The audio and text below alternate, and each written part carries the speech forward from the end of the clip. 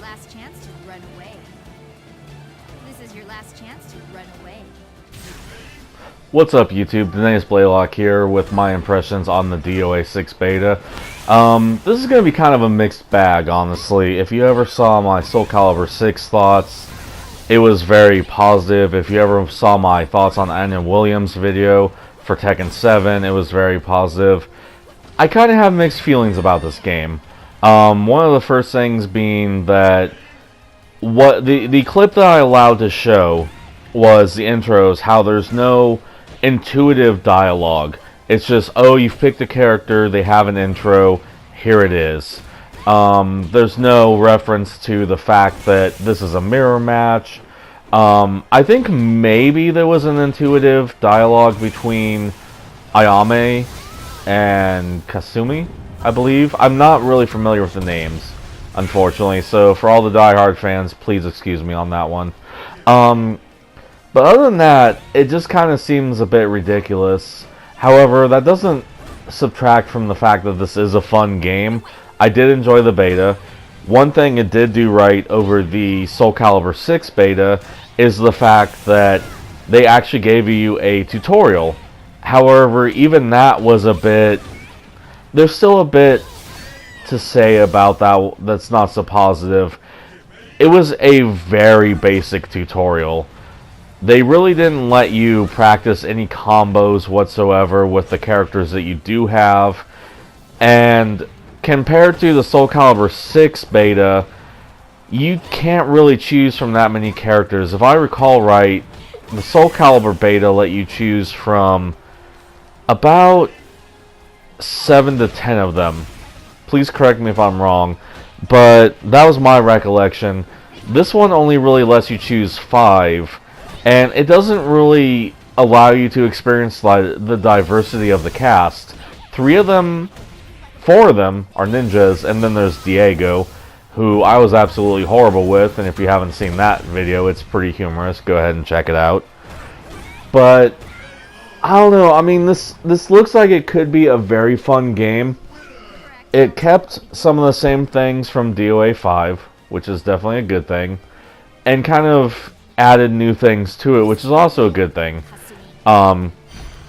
It's kind of its own entity, but it didn't inherently subtract from the source material so much that it entirely feels like a new game. And there is kind of a combo system where it's not dial a combo. You have to very much kind of take stock of what's going on in front of you and react accordingly, as opposed to, oh, I got underneath this attack or I got over this attack and now I'm gonna dial in a combo and just totally whip the shit out of somebody. However,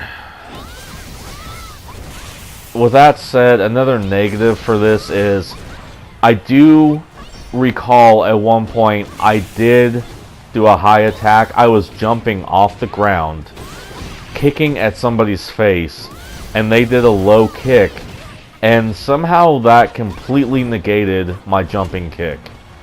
Which, I get that in fighting games there's always kind of that gray area of, you know, should this have really, you know, negated this attack? I find it extremely ridiculous that a ground-based kick completely annihilated my jumping kick. I'm kind of hoping that's just a bug, and that's something that they're working on. In defense of the people making this game, they did clearly state when you start up the beta that this is just, you know, they're still working on things, and that's 100% fair. So I'm not going to sit here and attack them, because that would be really unfair of me to do. But just kind of pointing out the things that, you know, I kind of experienced. I can, however, say that I fought somebody with 1 bar of connection speed, and the match still went pretty smoothly. So, to me, that kind of points towards having a very good netcode. I'm not really too up to date on how all that works, but in my humble opinion, that kind of means that they're doing something right in that regards. And again, it was a fun game. I'm not here to crap all over this game by any regards. It's just kind of pointing out, you know, the good and the bad. There's definitely some things that did right, but there's definitely some things that need improved upon. So, honestly, with Anna Williams, from my humble opinion, I said go out and play her. With the Soul Calibur 6 Beta, in my humble opinion again, I said definitely go out and play it. It was shaping up to be a great game, and it did. With this, I mean, it's free, so you really have nothing to lose, but maybe a little bit of time. But again, I'm kind of split on this.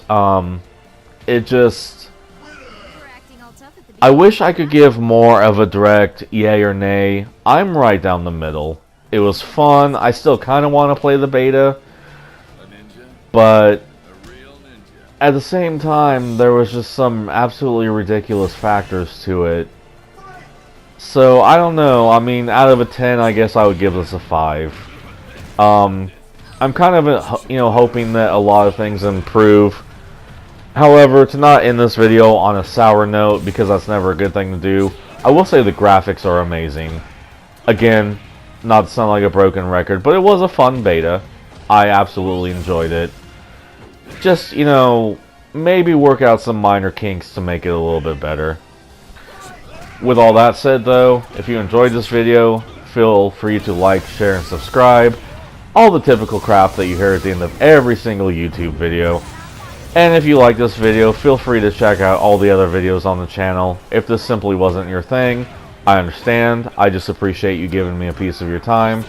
Regardless of where life takes you, here's wishing only the very best to you and all those closest to you. And please feel free to check out some of my friends' channels, Black Angus Reviews.